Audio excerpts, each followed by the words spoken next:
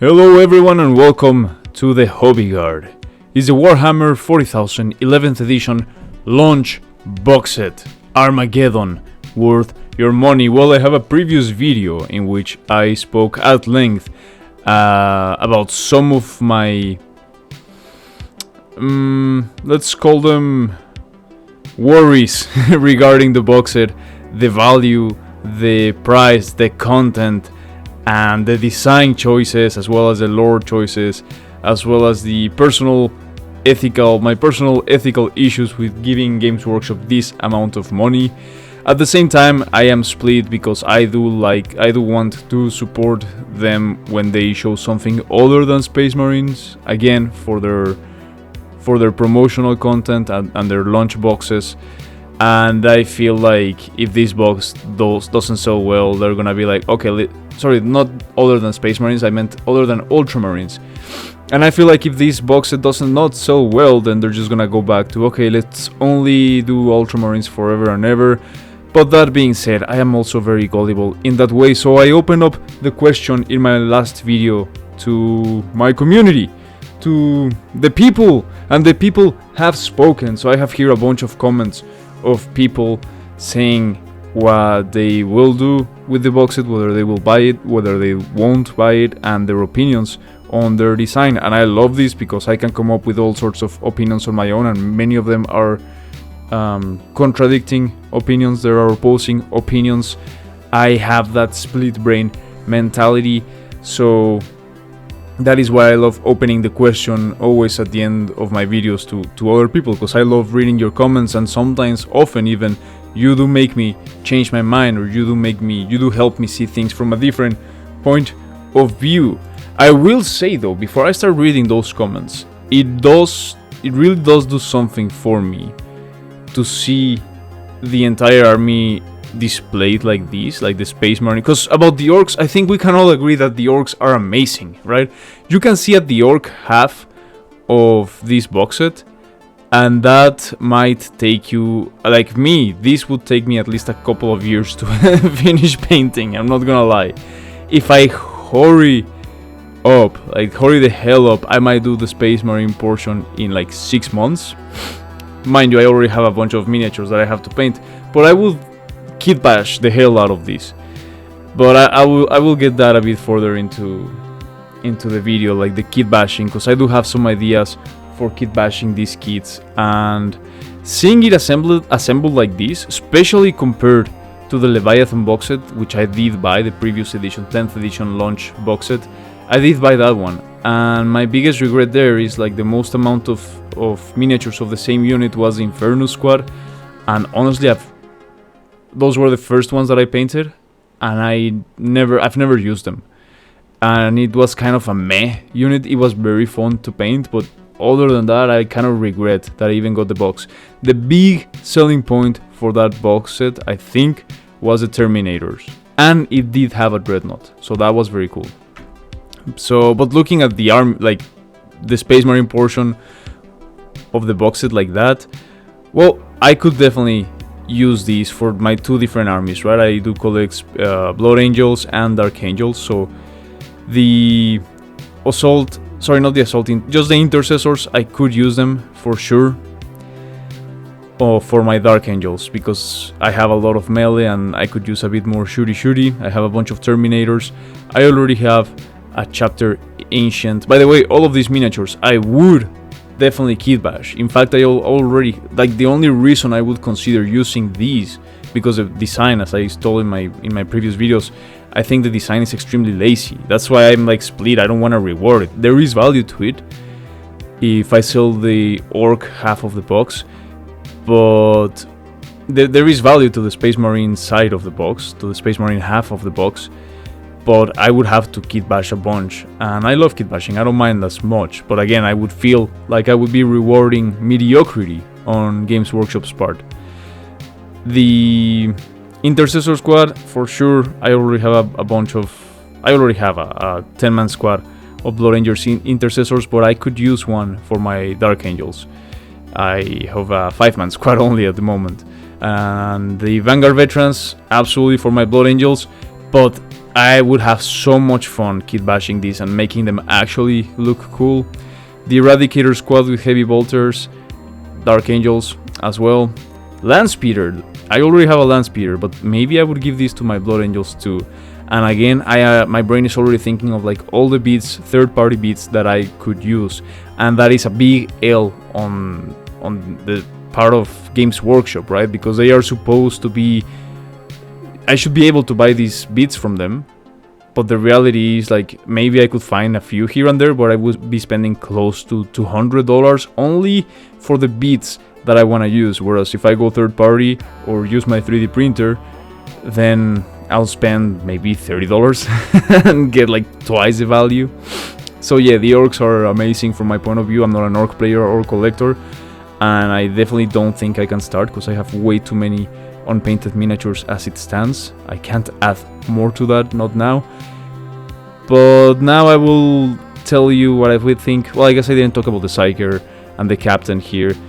Captain, I wouldn't know where to put him. I would have to kit bash him in a very cool way. Maybe my Blood Angels could use a Captain.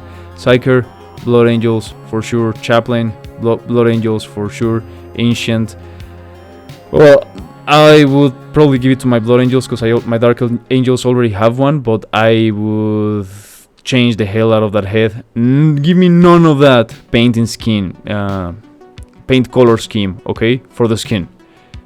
I don't mind, as I explained in my previous video, POCs on Space Marines. Like, that's a no-brainer for me. Some of my favorite chapters, like the Celestial Lions, you know, they're all described as coming from like very heavy African roots. And if you give me a Celestial Lion that looks like a Blood Angel with long blonde hair or a gorgeous face, pretty much looking like Sanguinius, I would be like, that doesn't sit quite right. So yeah, the Blood Angels, according to the lore, even the dark skinned ones their skin is supposed to go paler, so that's how I would paint mine. But anyways, I digress. Let's jump into the comments of the video, and the first comment here from BadMoon01 says the big problem with the Vanguard is the jump packs. He is talking about the Vanguard veterans. Yeah, I'm certain that this is why they're so lame looking. They basically don't look quite finished. All they needed was for each dude to have a little embossed wing skull icon, or even a Crux Terminarus or something on the tops of the vents, even some trim in places. Be it jump pack or not, wouldn't have gone astray. I mean, look at the old kit. The designers back then knew this. I also think that the god helmets actually don't do it any favors because the sigils on the helmet are the same color. They're visually lost, making it look even more boring. The thing is, the armor that these guys wear belongs to them while they're alive, and that includes the jump pack. It's arguably even more integral to a set of Primaris jump armor because the integrated jump vents on the heel. So the fact that the jump packs are not adorned or festooned with trinkets and laurels makes absolutely no sense, both from a design and from a lore perspective. And yeah, I absolutely agree. Let's take a look at the Vanguard veterans here. This was my least favorite unit, unfortunately, because I had been looking for the new models of the Vanguard vets for so long, and this was absolutely lame, as the commenter there said, specifically compared to the previous kits. And look at all the smooth, round, clear areas that you have here on the jump packs that you can use to use adornments, to do things on the trims. As well, I agree that the helmets being gold and the adornments on the helmets also being gold definitely does not help with making those details pop out. They already don't have too many details. Why not give them more personality? Well, it's almost like they're scared of showing like, hey, you can personalize these models a bunch. It's like they're trying to be intentionally boring instead of, dude, this is your promotional material. You're supposed to show people what you're able to do. I know that the heavy metal style for Games Workshop miniatures and displays and so on is to be like less creative, just to give people an idea of what a blank slate would look like. But I don't know, I think they could have used a lot more personality. And yeah, the jump packs are absolutely lame as hell. And this is a recurrent issue with the Primaris. And as I responded to that person there, I think it is even actually not only a design choice, but a lore narrative choice, because Belisario's Call, who is to blame for a lot of the current problems, or a lot of my problems with the current lore actually, I think he had a lot of potential to be an interesting character. Sure, I don't mind there being primary Space Marines if you do it right. I don't mind any lore changes. I don't even mind female Custodes, but you have to sell them right to me. Of course I mind them, because the lore previously stated there weren't. No, you can just gaslight me. You have to tell me a good story about it. But I don't want to go on a tangent on that. But if you tell me a good story, I'll buy anything if you make it good, okay? So the problem with Belisario's Call is like he is pretty much described as an outlier from the rest of the mentality of the Adeptus Mechanicus and even the entirety of the Imperium in a way. He's like an intellectual outlier, and he's very progressive. He's not skeptical at all. He's not very close-minded. He is like kind of quirky, and he's always making little silly stupid jokes, and he has his grimdark moments because he's like 3 brains integrated into one, so that you could have done a lot with that idea. And there's a lot of things going on with his character in theory, but actually in the narrative there's nothing really like much going on with him specifically as a character. So the only issue with him being like so set apart from the entirety of the Imperium intellectually and ideologically, well, is that he's in charge of a bunch of the decisions that have to do with the rollout of new technologies for the Space Marines, including the new Space Marines, right? The Primaris. So yeah, I guess it makes sense, because obviously it's a reflection of this wasn't an accident. This wasn't a bad writer that just came up with that idea. No, Games Workshop wanted to come up with a more tactical look, more bland, less adorned, more traditional spacey sci-fi, like Halo-ish look for the Space Marines, which I think sure might make them more popular, but might also be shooting themselves in the foot, because they are losing a lot of the flavor and the flair that made them stand out from other sci-fi IPs, from super soldiers from other sci-fi IPs. So yeah, I think like this progressive design mentality of Belisario's Call is an issue, and of course I realize like that's just the character, right? And he's there to serve the purpose not necessarily of the story, but of the company at large.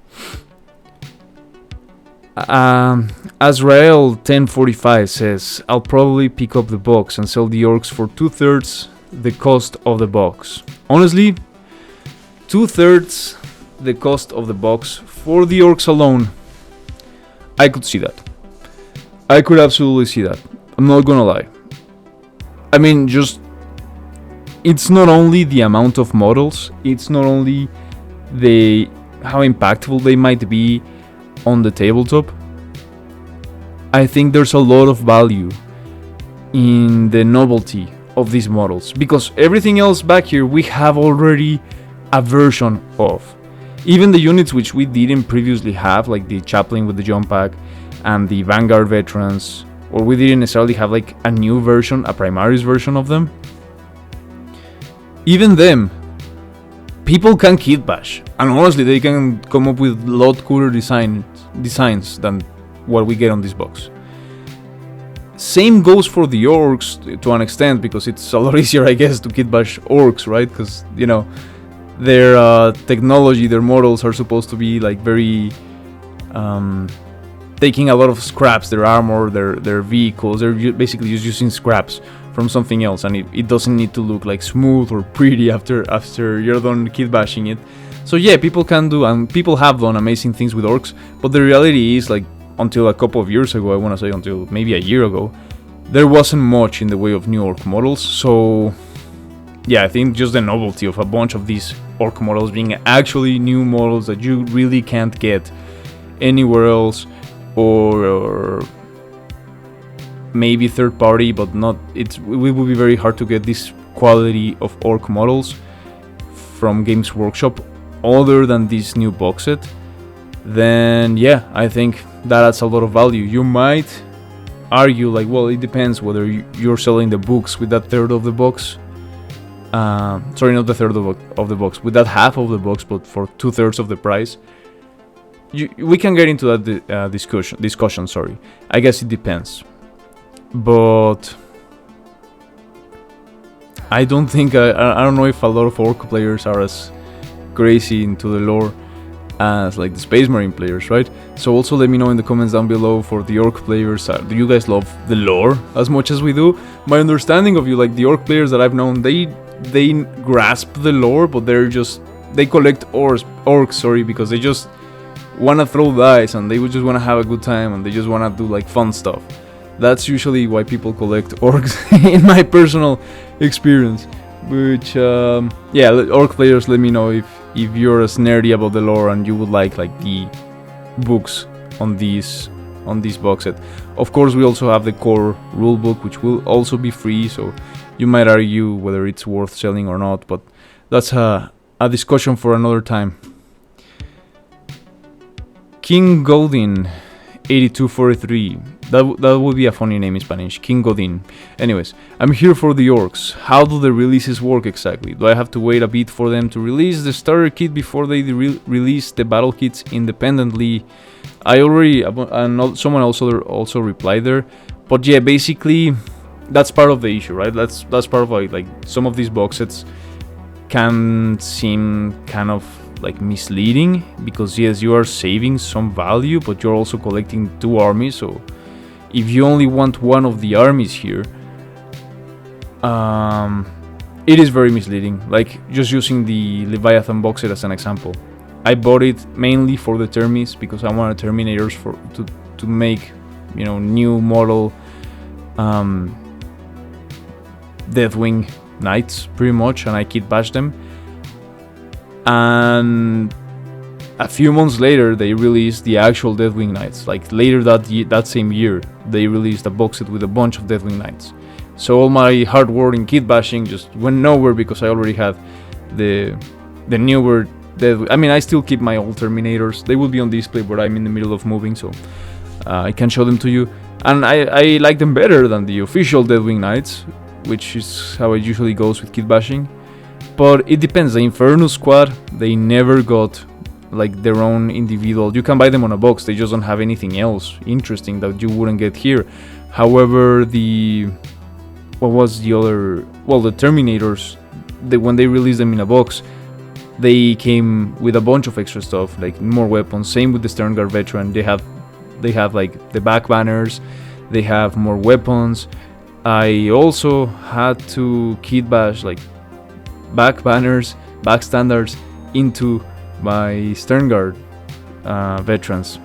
So yeah, it depends. That's part of why I was complaining in the previous video, because when they release a box set like this, there's a lot of FOMO involved, and it's almost like gambling. Like we don't really know what's gonna be available when, or if it's gonna be available at all.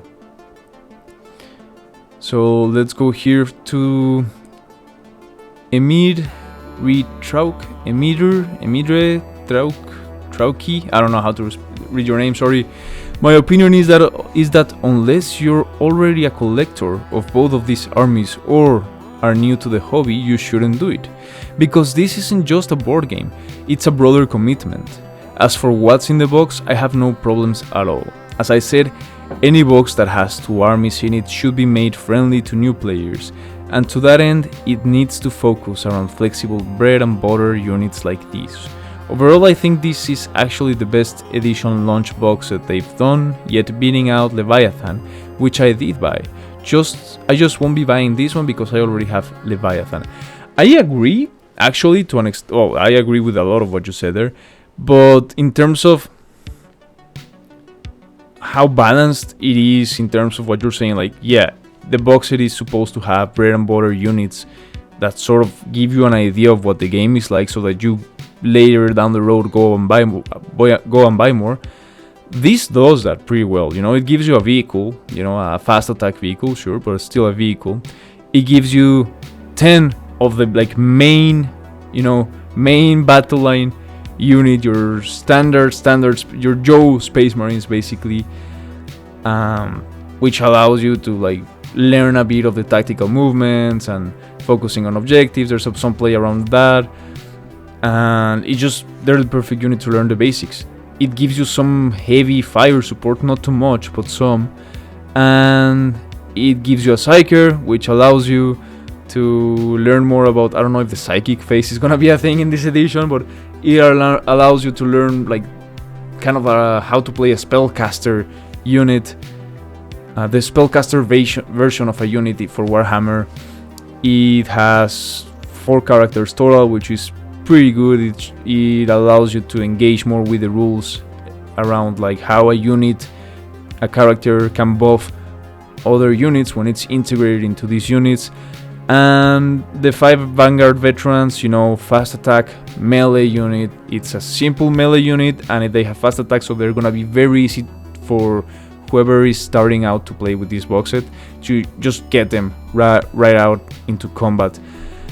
And from that point of view, I agree that this is actually probably very good. I don't remember exactly what the other edition box sets had, because I had bought miniatures. I just had never bought a launch edition box set until I bought Leviathan. And compared to Leviathan, this is actually a lot better. That's one of my main grips with Leviathan. The Inferno Squad, again, as I said, you can't really use it for anything. You can, obviously, there's a lot you can do, but it's not for starter. It's not great to learn to play the game. If I'm being entirely honest, you have to play them in a very specific way.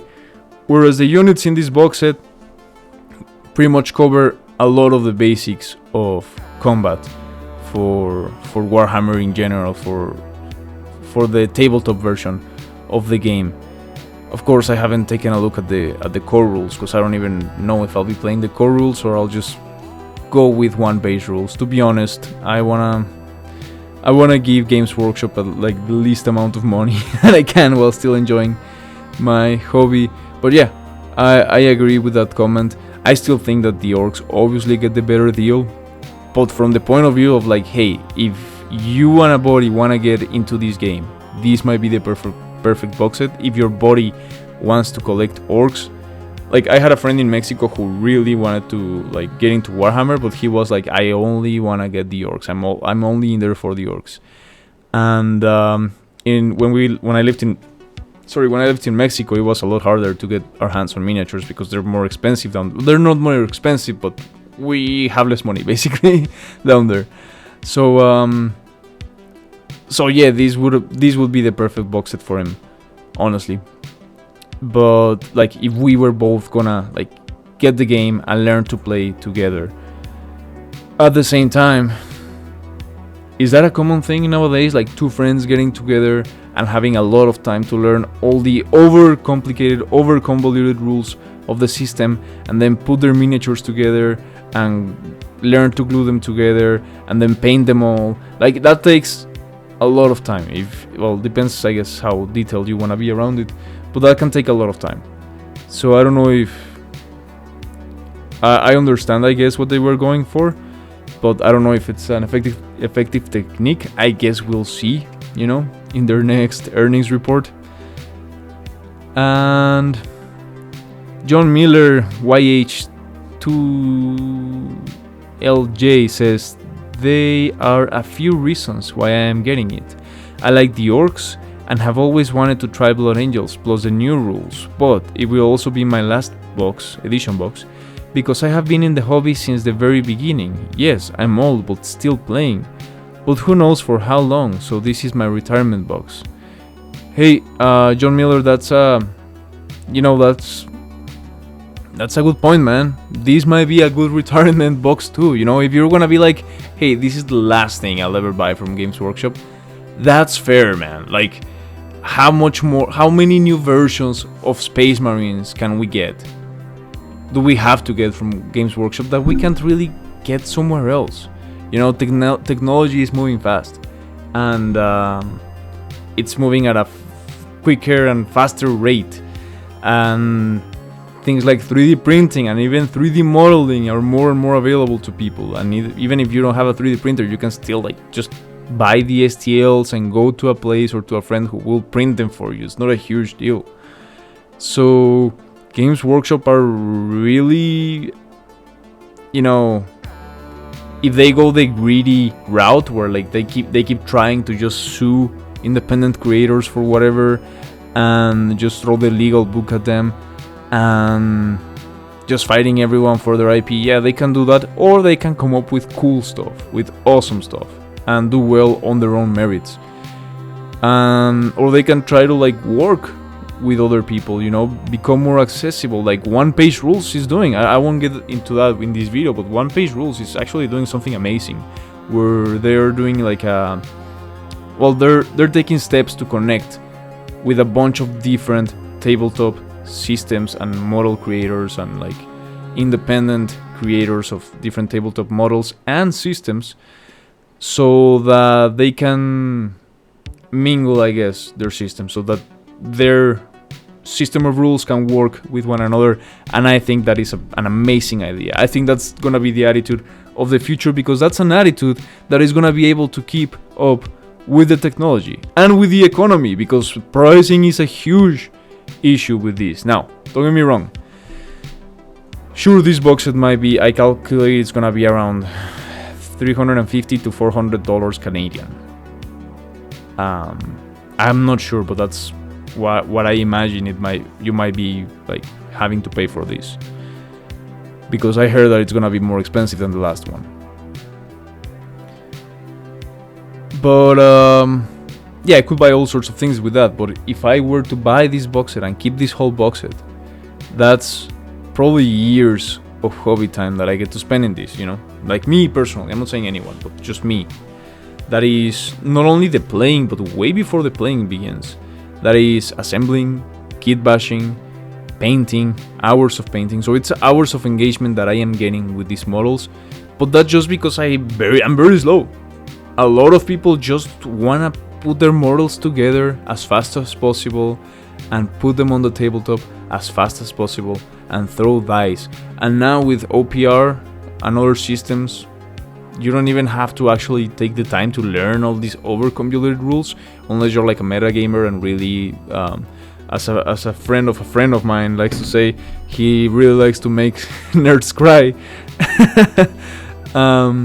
Then yeah, you can learn all the meta of the rules, whatever. It also has a fun side to it, I understand that.